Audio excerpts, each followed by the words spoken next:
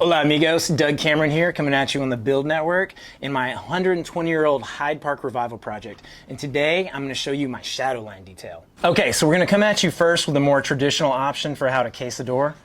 Drywall goes up, you all know about that. This is your kind of standard run-of-the-mill 1x4, spec'd out on probably every contemporary project I've ever been on. This is what it looks like. You've seen it a million times, right? Okay, so the hell with this. We got this guy right here.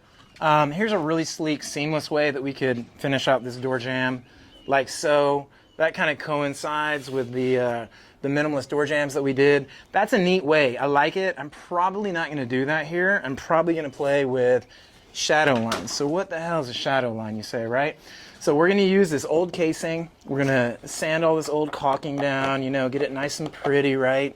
And then take that drywall and just abut it with that right there. And if I like it at the end of the day, then that'll be that. If I choose to case this out a little bit further, I'd probably just take the same dimension of this jamb and just add a little piece to it, kind of bringing it out. But I think this probably will work fine in this application. So I'd get the mud going across like that.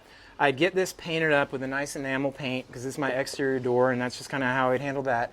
And then the one big distinguishing factor here that we're talking about with the shadow line is that I would not caulk this. And that might really throw you off for a loop because you're so used to caulking things.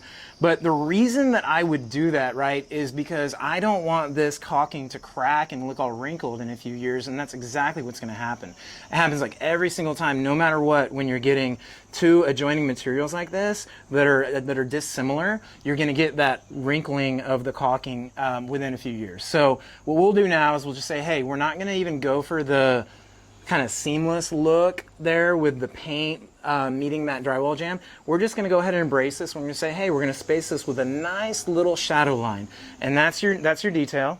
You try to keep it consistent, right, like that. And you do that all around the house, everywhere. So every time you have two dissimilar materials meeting, you just know, okay, the detail in this house is going to be shadow line detail. And it really kicks ass. Like, it looks so awesome. It's super clean, and it's never going to wrinkle. So in like 10 years, you know, I could come back to this house, even 50 years probably, I could come back to this house, and it'll look just like it was supposed to with this nice little pretty shadow line. So super simple. I hope y'all liked it. Follow more like this on the Build Network. And my personal Instagram, DesignBuildDoug. This is the hashtag Hyde Park Project, or Hyde Park Revival. Adios, amigos.